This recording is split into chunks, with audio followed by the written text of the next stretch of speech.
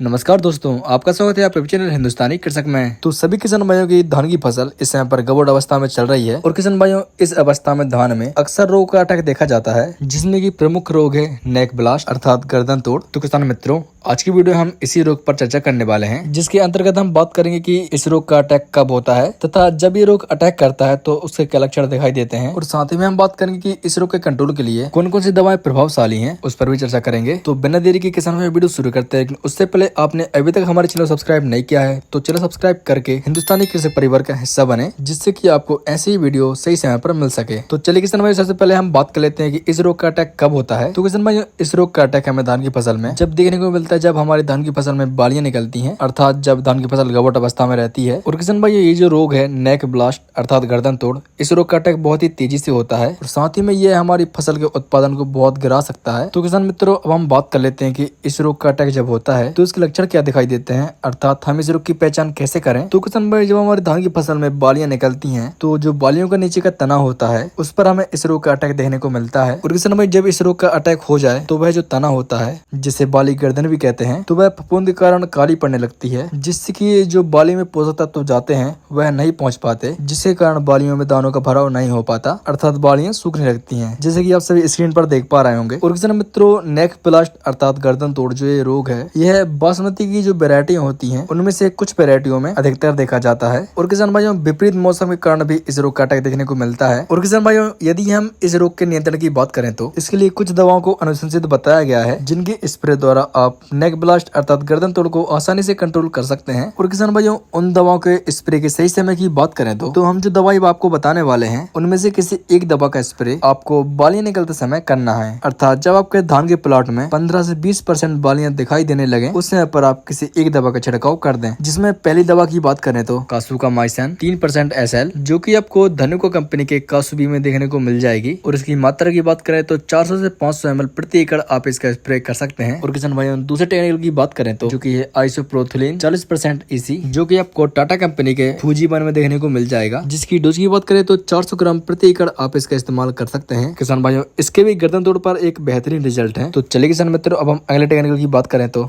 Tebuconazole 50% plus ट्राइफ्लॉक्सस्ट्रोबिन, यह technical आपको Bayer company के नेटिवो में देखने को मिल जाएगा, जिसके डोज की बात करें तो 140 से 150 ग्राम प्रति एकड़ आप इसका उपयोग कर सकते हैं। तो चलिए किसान भाइयों, अब हम अगले टेक्निकल की बात करें तो जो कि है पायराक्लोस्ट्रोबिन 10% CS, यह टेक्निकल आपको PI कंपनी के हैदर में देखने को मिल जाएगा। और इसकी डोज की बात करें तो 400 ml प्रति एकड़ इसका उपयोग कर सकते हैं। अब किसान भाइयों, अगले टेक्निकल की बात करें तो एजोक्सिस्ट्रोबिन प्लस डाइफेनोकोनाजोल, यह टेक्निकल आपको सिजेंटा कंपनी के एमिस्टाटॉप में देखने को मिल जाएगा।